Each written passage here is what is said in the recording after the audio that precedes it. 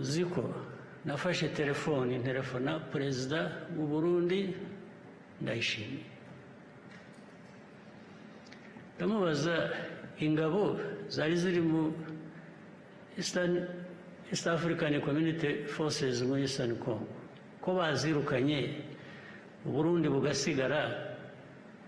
hakaba harimo kuza iza SADC u Burundi bwagiye muri SADC atoya